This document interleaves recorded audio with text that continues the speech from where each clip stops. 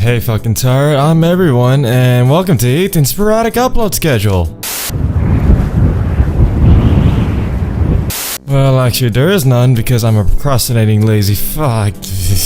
Being honest, that is 100% true, and I do want to fix it by focusing on one huge review I've had planned for over a year. At least during the time I was laying on my ass and working my part-time job, I had the opportunity to watch some movies like The Naked Island by Kaneto Shindo. Yeah, for this review, I cannot show you a trailer like usual since it would be a bit more fitting for me just to describe the film itself. The movie is essentially about a family that lives and farms off of this one island in the middle of the ocean, with the town being a boat's ride away from it. It's less of an entertaining film if you crave a non-stop plot, and I call it a plot where it has twists and turns to keep the average viewer engaged at all moments.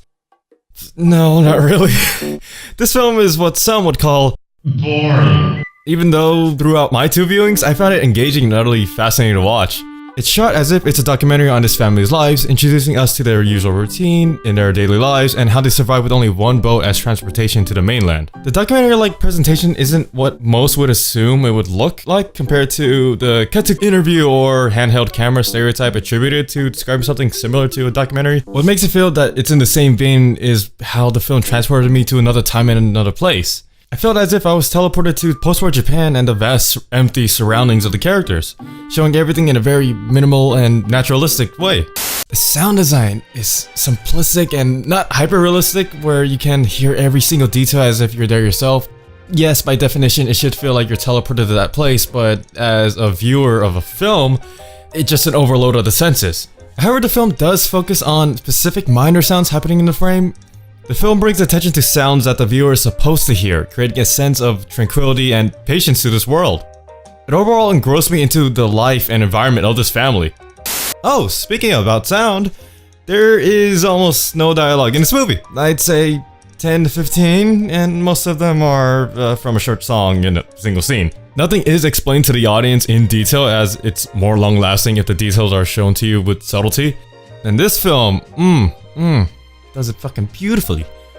How this film shows the difference in social classes and the struggles of the family through the tiniest little bit details is fucking impeccable. Just the bent tool they use represents their slaving and monotonous routine, and when they're trying to just have a life on this island.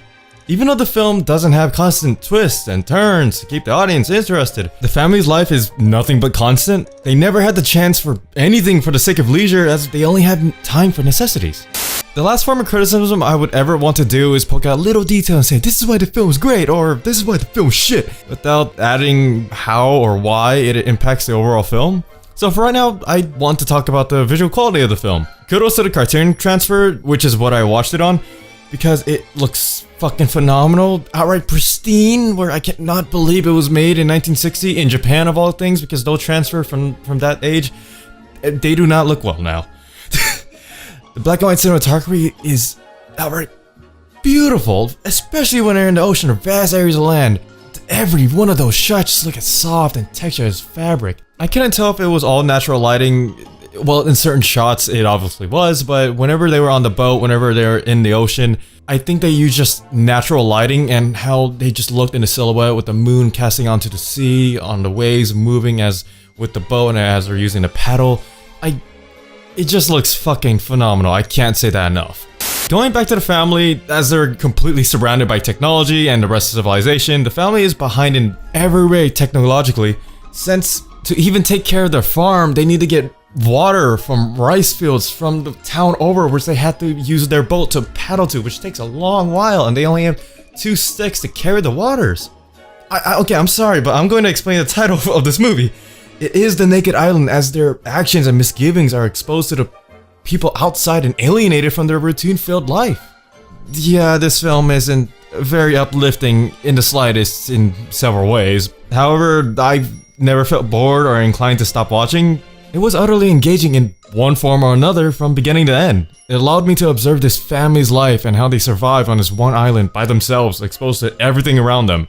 The Naked Island is an outright beautiful movie, and as boring as it may sound to some people, I'd say it's an acquired taste if you're into slow movies such as this. Nevertheless, I enjoyed every fucking second of it, and especially the way it looked. My god, it was beautiful. and I'm giving it a 9 out of 10. I'll leave you guys with a short clip from the movie, and I'll see you guys in another review. See ya!